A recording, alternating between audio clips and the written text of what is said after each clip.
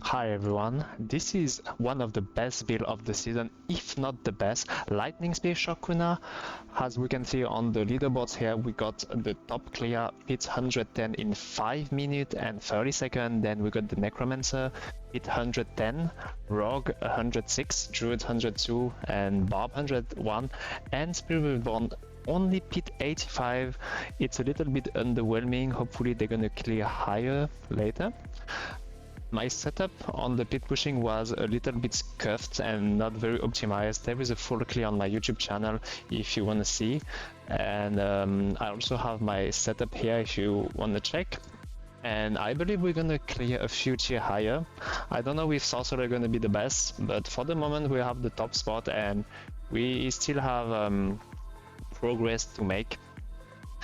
And yeah, so today I will cover mostly Shockuna one and the boss killer version, because these are two variants that you can play in any content. When the Shockuna pit pushing one, you can only play in when you wanna pit push.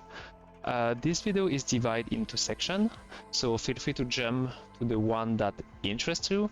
There's gonna be a lot of information. I will try to answer like as many questions as I can that many people ask me. Hopefully that's gonna help. Question like, how can I Perma Teleport? Why do you use Fireball? Why do you use this? Why this boss power? And yeah, feel free to skip to the section that interests you. So first of all, I have 3 variants. As I said, this one is mostly for pit pushing, but how do you choose them and when? So most of the time you're only going to play Shockuna because you can use it for literally everything. You can use it for speed farming, for boss killing, for pit farming pits, and yeah, this is the most well-rounded one. The boss killer one is very similar to the Shockuna one, but we are using the Lilith Winds of Hate. That are the changes here. I summarize them. Basically, you just change one boss power, you replace a rune to have critical strike chance, you drink another potion, you swap a rune, and yeah, that's it. And the main difference between the boss killer and Shockuna is the boss killer is a little bit better than Shockuna when you want to speed farm the pits, and to know when to use it is very simple. When you reach the boss and you have the Lilith Winds of Hate and it spawns the blister, if you can kill the blister before it disappears, this build might be a little bit better to play than the regular Shockuna if you wanna speed farm the pit. For example, on my showcase here, I will showcase you a pit 100 and I will explain why I'm using the boss killer and not the Shockuna. Otherwise, the Shockuna one is better for general content if you wanna like speed farm the Horde, going into Helltide, Nightmare Dungeon, Undercity. It has more attack speed and yeah, so every time it's gonna be Shockuna, boss killer for speed farming the pits, and obviously killing bosses. But if you wanna speed farm the pit and level up your glyph, the boss killer version might be slightly better than the Shockuna one, if you can kill the blister at the boss, and the Shockuna pit pushing is only if you wanna push the pit as high as possible. This build is very squishy and you don't really use that outside pit pushing. So the skill rotation is pretty easy. Many people ask me if I am even casting Ball Lightning. The answer is yes. I am pressing Ball Lightning once and I'm holding it down. You hold Ball Lightning down, you're not like spamming it like this, as you can see. Not spamming it, I'm just holding it down, alright? So the skill rotation, you are holding down Ball Lightning, you are casting your Unstable Current so you can generate Lightning Spear. You're gonna press Lightning Spear as soon as possible because this is your main damage. You're also gonna cast Ice Blade as soon as possible to have more attack speed, and you're gonna cast Ice Armor also as soon as possible to have toughness and to have more damage. Fireball is a little bit more trickier, but you can cast this to execute enemy. Since this season, this is new, but it can execute enemy below 25% life. So if enemy has less than 25% life and you cast a fireball, you're gonna be execute, means that he instantly died. 25% of his HP basically gone. So to summarize that, you hold down Ball Lightning, you press everything off cooldown except Fireball to execute and also to gain up Enlightenment faster. Let's see, I don't press Fireball here, I have 8 stack of Enlightenment here. You can see the Enlightenment is going up little by little. Yeah, you get Enlightenment, you get the fire circle around you to tell you that you have Enlightenment. And that's where you deal the most of your damage. But when it's gone, you literally almost deal no damage. Like, you might wonder why sometimes you deal no damage and sometimes you do. So Fireball is also here for that. When you're doing your rotation, when you don't have Enlightenment and you're pressing Fireball, look, it's just coming back to 100 like super quickly. Why? Because for Enlightenment you have to cast 2 different elements to make it stack faster. It's gonna stack 8 by 8 instead of 1 by 1 if it's the same elements. So you're just gonna press a Fireball to get your Enlightenment back or to execute enemy, and for the rest is the same. Press everything off cooldown and hold down your Ball Lightning. That's it. I don't have Enlightenment anymore. I press some Fireball, I have my fire circle around, so I stop press Fireball unless I have to execute. That's the skill rotation for the Lightning Spear Shockuna. So let's watch the showcase together. I was speedrunning Pit 100 in between 2 and 4 minutes, sometimes 2, 3, 4. It's most of the time it's gonna be 3 or 4 minutes. 2 minutes is pretty rare, but since I've explained to you the skill rotation, that's exactly what I'm doing here. As you can see, I'm pressing everything off cooldown. And here I'm pressing Fireball to get my Enlightenment stack up because I don't have my fire circle, so I know that Enlightenment is not up. It's not always easy to know when it's up or not. I don't perfectly always press my Fireball. Sometimes I try to execute enemy also. So it's not perfect, but I try. And as you can see here in Pitch 100, everything is just melting. They almost get one shot. Here I don't have Enlightenment, so I press Fireball. And if you notice, when I don't have Enlightenment, I almost deal no damage. That's why it's very important to have Fireball on your skill bar and pressing it. And yeah, in this video I'm playing with the boss killer variants, but it's exactly the same gameplay if you play the regular Shockuna. Everything will just melt the same. And I would even say in the Shockuna version, the trash clear gonna be faster. You're just gonna struggle a little bit on the boss because sorcerers have been struggling against single targets since forever. Hopefully it's gonna be fixed one day. And yeah, you just have to reproduce the skill rotation and everything should melt. Obviously maybe not at Pit 100, it's gonna depend on your gear, but at your level it should melt. Pressing some Fireball here.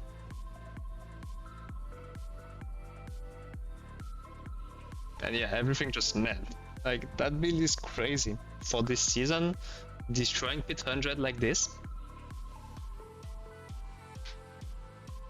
Gonna spawn the boss soon.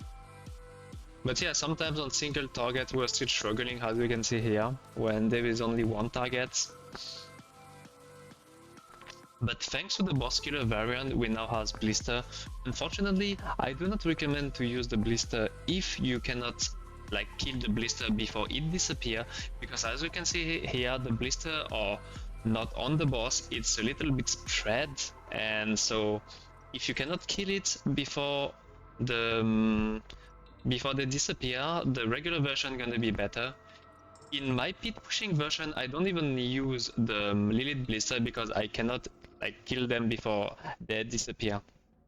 So that's the main tips to know which variant to choose. Shockuna for everything, and for pit speed farming, if you wanna speed farm like 90, 100 or something a little bit higher, you just have to pay attention to that. If you can kill the Blister, you might want to go for the boss killer variant, otherwise you will use the Shockuna one. So this is the question that almost everyone asks me every season: how do you perma teleport? I even write the explanation here on my Mobilitics planner here. I will link that in description, of course, but you can read that, but I will explain it to you in this video, hopefully very clearly. So basically you have an evade, right? You can evade with space. When you have teleport enchant, your evade become a teleport.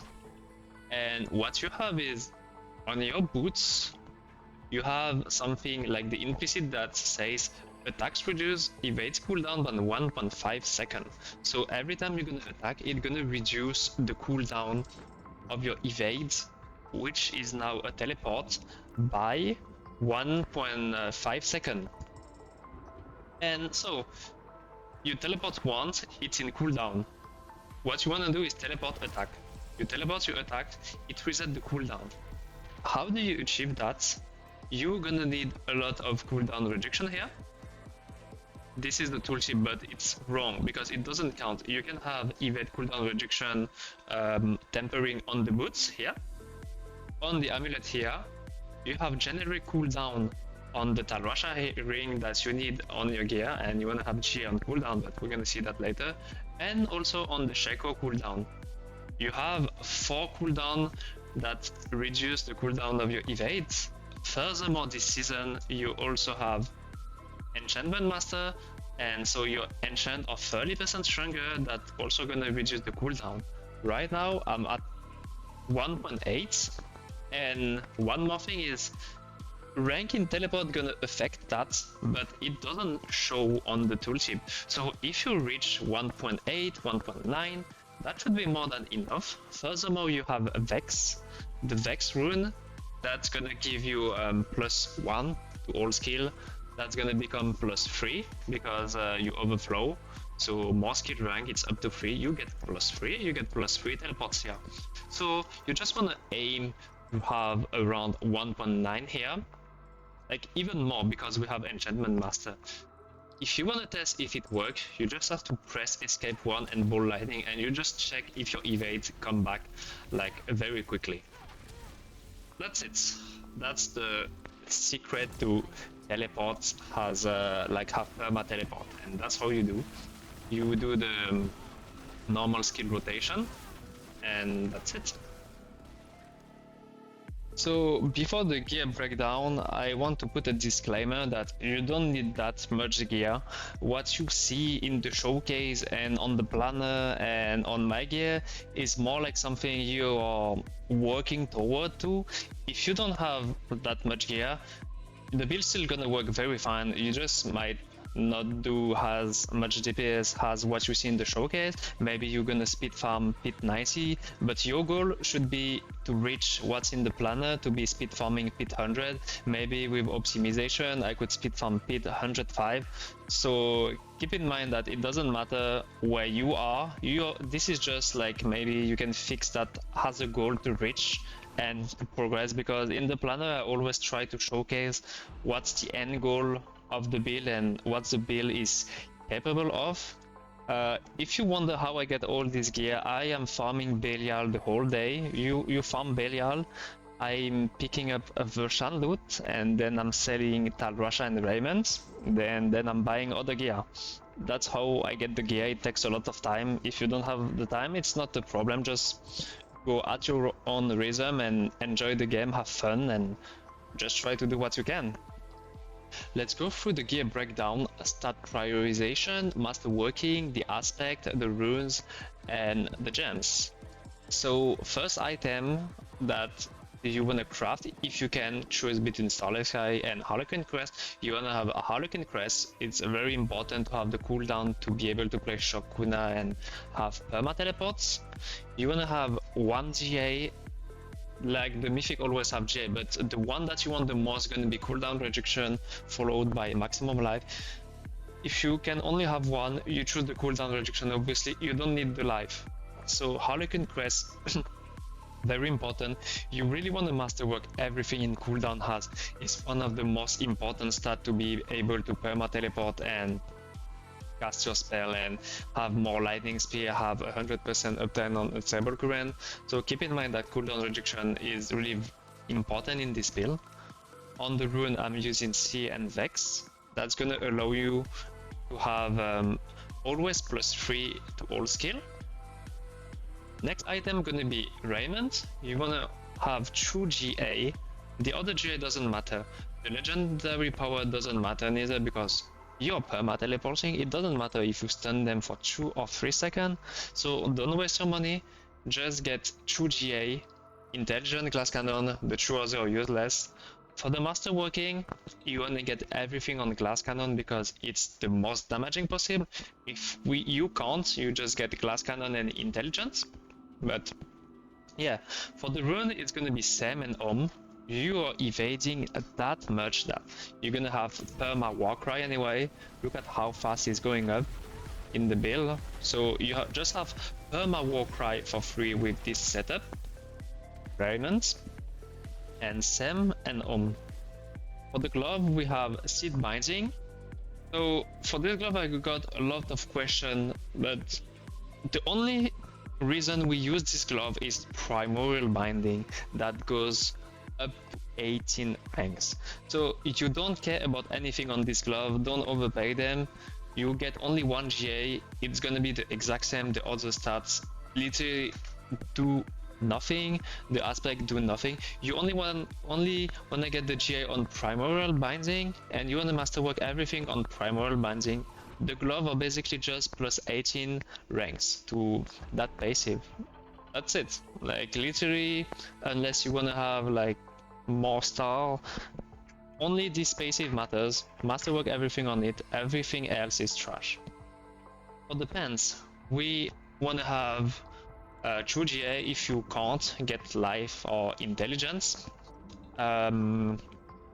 You can get armor. If you don't need armor and you use skull, you can get like something else, maybe dodge. On the tempering, you can get either life. I prefer to go for ice armor duration here, so I can have 100% uptime on ice armor.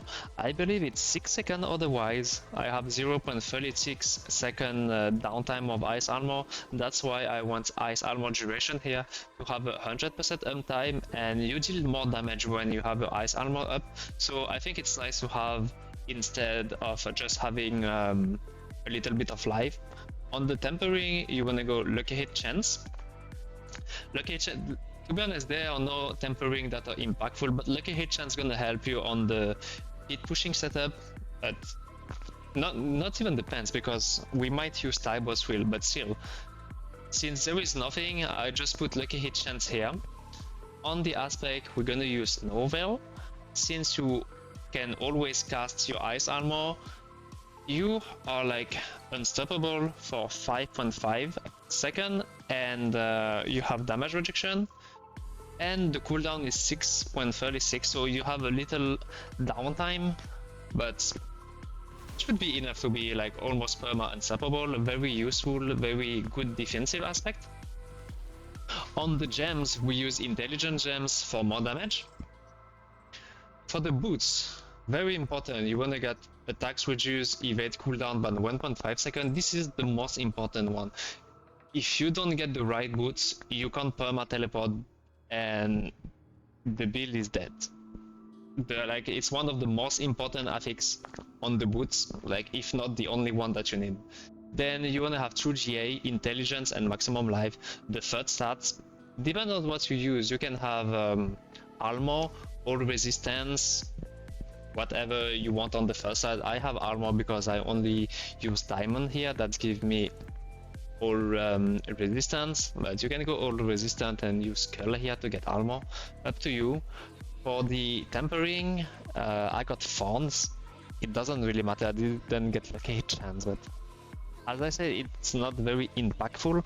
So just try to temper evade cooldown reduction on priority, and the second one lucky hit chance. If you can't, well, it's not a big deal.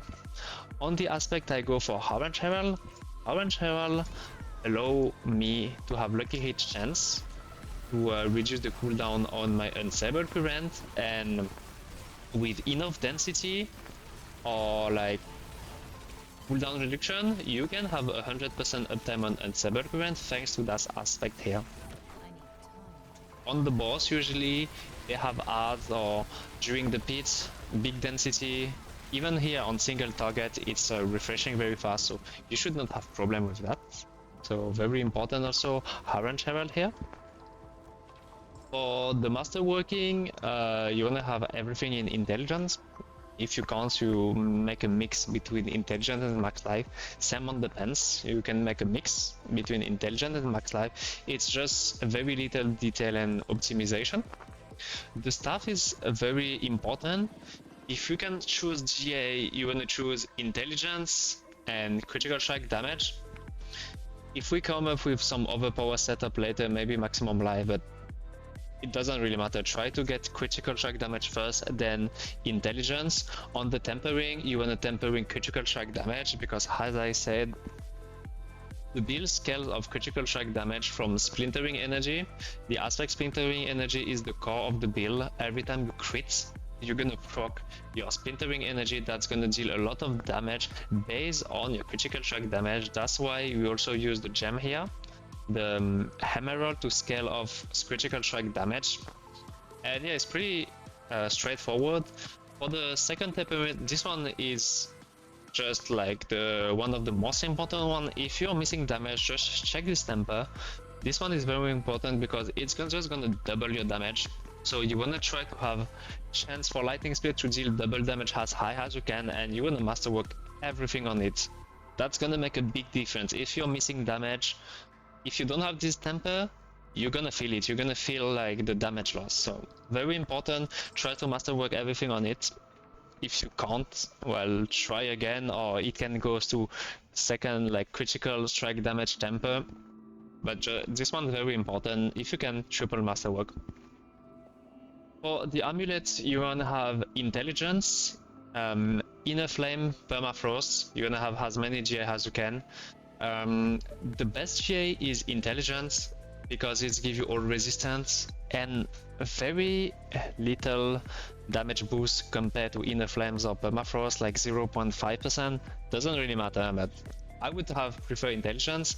Then the GA on permafrost or inner flame doesn't matter. The two passive are exactly the same. Like, it just give you the same damage. It's just the condition. Maybe permafrost slightly better, but literally you should not think about that too much. Just take the one you have.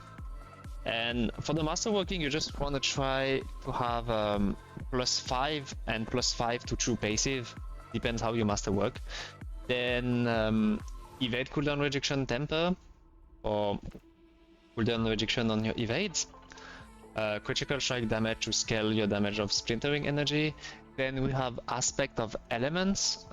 This one is also very important. It has a synergy with your enlightenment. When your enlightenment is up, it has a synergy that's gonna boost the damage a lot. That's why we are using aspect of element, and even during the enlightenment downtime, you can have the I think it's the set day that increase the damage type of fire, lightning, and physical for between 33 to 53%. So in any case, according to our calculation, this is better than a regular aspect on average. So I use it also on the pit pushing since season 7, and I just noticed that it doesn't make a big difference. And if you want to pit pushing, you're gonna use the same amulets, and also you don't have to switch aspects, so it's just win-win, more damage on average, and you don't have to swap aspect every time. Why we don't use primordial binding anymore? It's because we have 18 ranks here. If you have too many ranks on something, the more ranks you add and the less damage you get diminishing return if you get +7 more rank on primordial binding. So getting more ranks on inner flame and permafrost that are lower than primordial binding is just better in terms of damage. That's why we don't use primordial binding anymore. It's just more damage to go inner flame or permafrost. Ring of Starless Sky, you wanna try to have true GA, attack speed, and critical strike chance. Just get the one that you can, attack speed or critical strike chance. If you don't have critical strike chance, in some setup you might not reach 100% crit chance, which is okay. If you have like 95% crits, it's not a big deal. I recommend to masterwork everything in attack speed, because for the Shockuna one, what you want is to go as fast as you can. If you have more attack speed, you're gonna attack faster, teleport faster, so moving faster. That's what we want for the sock. We play the sock for the speed and the mobility, so I go for attack speed. For the gems, I use all diamond. You can make a mix of diamond and skull depending of your resistance. In T4 he wants to have 1000 armor and 70 resistant everywhere. And last item, Talrasha. Talrasha, you wanna have only 2 GA. You wanna have cooldown rejection and non-physical damage. You wanna masterwork everything in cooldown if possible. If we can't, 2 in cooldown and 1 in non-physical is also great. And very important one, you wanna have a very high aspect, as close as possible to 25%. The two most important one are the legendary aspect and the cooldown reduction. And that's it for the gear breakdown. For the skill tree, this tree doesn't matter, you just need to unlock the core skill. Then you're gonna take Fireball with the Greater Fireball that got changed this season. Now you can execute enemy that are below 25% HP. This is very useful, as you've seen in the showcase. When they are below 25% of their life and I press Fireball, they just disappear and get one shot. Also very important to have to refresh your Enlightenment faster. So Fireball is really a must to me. I don't think many people use it yet. They might just use it later. But yeah, Fireball, very important for me. Execute enemy below 25% HP. Increase your uptime on Enlightenments. So yeah, potent warding, because you need another point to unlock the defensive skill here. Teleports, teleport on the Sorc, very important. We almost use teleport on every build. You have some toughness here, glass cannon for more damage, ice armor to get more toughness, and this one, mystical armor, very important, give you more damage against frozen enemy. That's why we temper the ice armor duration here to have 100% uptime, to try to have a little bit more damage. I like to have a high setup damage. Ice Blade this season, we don't really need the cooldown one, so we are taking the attack speed one. You will have 3 Ice Blade up, means that you're gonna have 30% more attack speed to go faster, and also that's gonna proc your Talrasha here, plus 25% X damage. As you can see here, then you press the fire, then you press the lightning, and you got the full stack. So Ice Blade, very important to get the Talrasha stack, to get attack speed, and to go faster. Familia here, we don't have it on our skill bar, but through Unstable Current, you can proc some Familia. Yeah, you see true Familia. Oh, by the way, the ball lightning are glowing purple now. That's because I think when you get more than 8 on night rank, it's glowing purple. I think it's very cool. But whatever. Then we got protection here to get some more barrier generation. And when your ice armor is down, if it got broke, then we got lightning spear. Lightning spear, our main skill. Roaring lightning spear, very important. You get more damage on roaring lightning spear at the beginning of the run.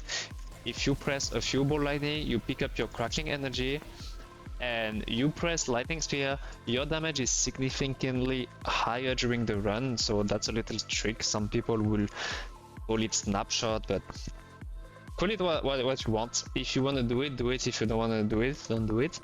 I also have a lot of questions about why my lightning speed is capped at 8. Your lightning speed is not capped at 8. The yellow number here shows your lightning spear with roaring lightning spear. When you press it and you don't have crackling energy, the green number here shows 2. It means you have 2 lightning spear up, 4. As you can see. So the roaring lightning spear doesn't allow you to see how many spear you have up. But I don't know, it is what it is. Like I have 4 and now it's yellow.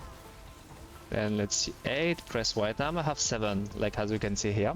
So that's why people are confusing, but the cap of lightning speed, it's still 12.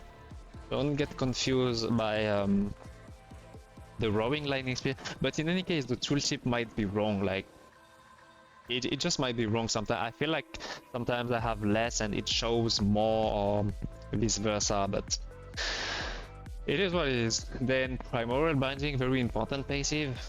That's gonna buff your Lightning Spear, your mana generation, give you damage. Mana Shield for toughness. Ball Lightning here, Invigorating Conduit, very important on when you switch to this build. Every time you pick up your Lightning, your Crackling Energy, that's gonna regen your mana. You don't even need to pick it because of Convulsion here. But yeah, every time you cast a Ball Lightning, you generate 2 Crackling Energy. Every time you pick up Crackling Energy, you get mana back. Oh, good synergy. Permafrost gonna give more damage. This is the triple damage node. Here also more damage. You get more cooldown here. Cooldown very important as mentioned earlier. Unstable Current also core of the skill that's gonna generate more Lightning Spear to deal damage, and you get even more attack speed here. Here is to unlock this one, Convulsion also gonna increase your damage when you have Crackling Energy up here, but you always have Crackling Energy up because you always cast Ball Lightning, and you're also gonna automatically pick up Crackling Energy. So as we see here, I teleport and the Crackling Energy got picked now. You don't really need to walk or teleport on it, so this is very nice. And finally, the strongest passive of the season. I believe every build now use Enlightenment. They patched that in the mid-season of season 7, I believe. There was some bugs that would not count Enlightenment, like some additive and multiplicative damage. They corrected that, and now the Enlightenment passive are going crazy. It has synergy with Aspect of Element. It also have synergy with Familiar Enchants. For the Enchantment, we have Teleports and Familiar Enchant. Familiar Enchant because on the Paragon boards for Enchantment Master, it grants you 40% damage increase with the main elements. But the thing is, Familiar is counting for fire, for lightning, and cold, and that's also gonna count for enlightenments. Yeah, main element, and that's also synergized with enlightenment. That's gonna buff your damage by a lot. That's why you see a lot of people now using familiar enchantment, but that's a technology from season 7 with aspect of element that we were already using. And yeah, that's for the skill tree. I hope you find the answer of your question, if you had question about why we are using this spell and stuff. And we will move to the next session. For the boss power, for the Shockuna version, we use a Beast in the Ice Slit. That's gonna freeze enemy, and you proc that spell a lot. We use that spell because freezing, you're gonna deal more damage when you freeze enemy with here we get Orthros here. You also have Ice Armor, the upgrade mystical Ice Armor, so frozen enemy gonna take more damage. It also deal more damage, and that's just gonna help. There is no really better spell here.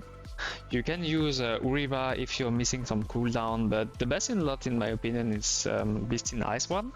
Then we're gonna use this one in Shockuna, Hatred Embrace.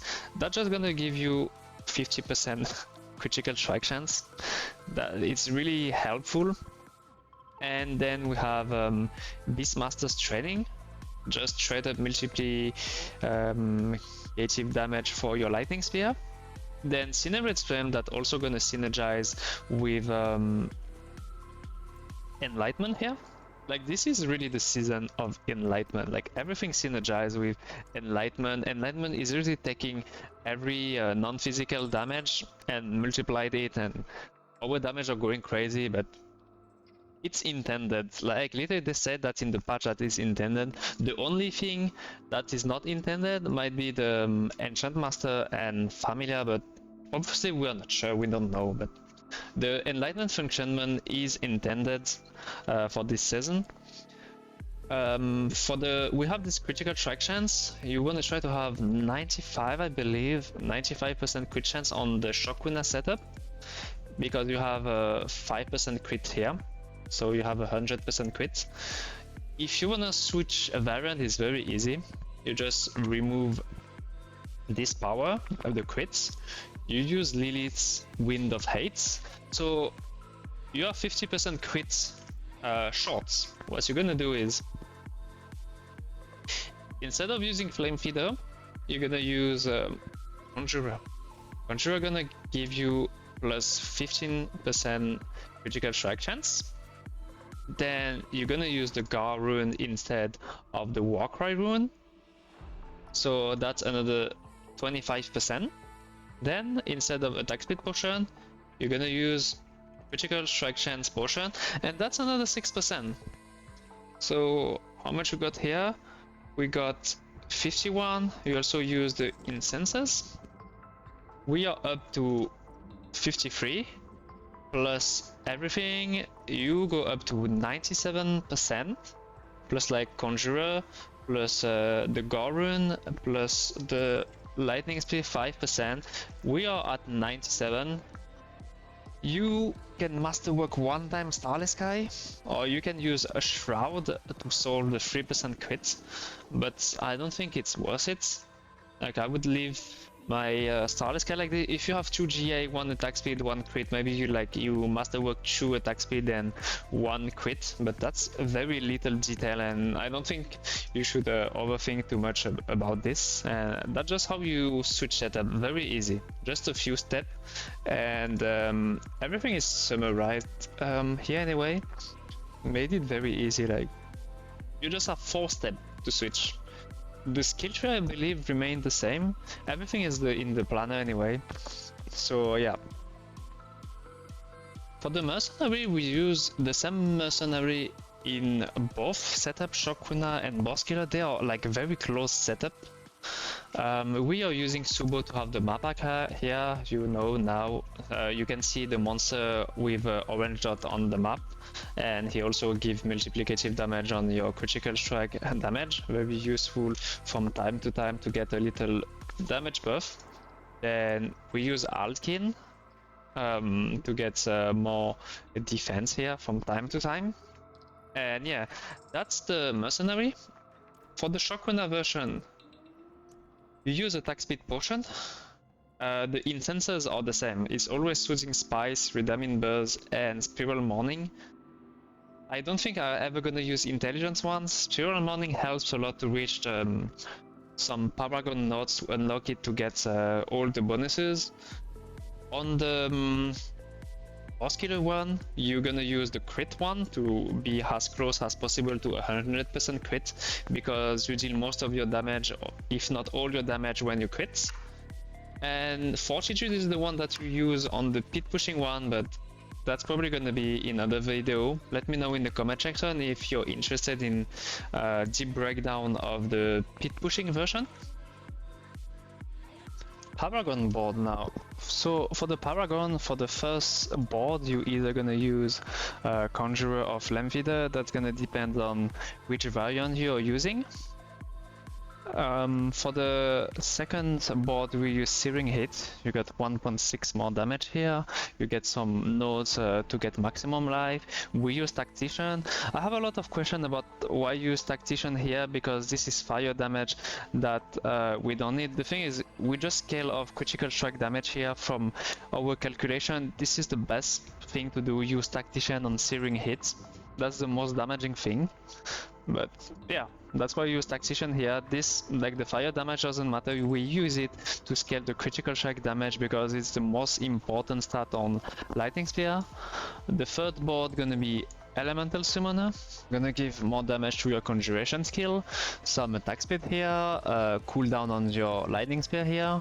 The glyph here gonna be Elementalist. That's gonna be buff your non-physical damage, again, non-physical damage for Enlightenment, Season of Enlightenment.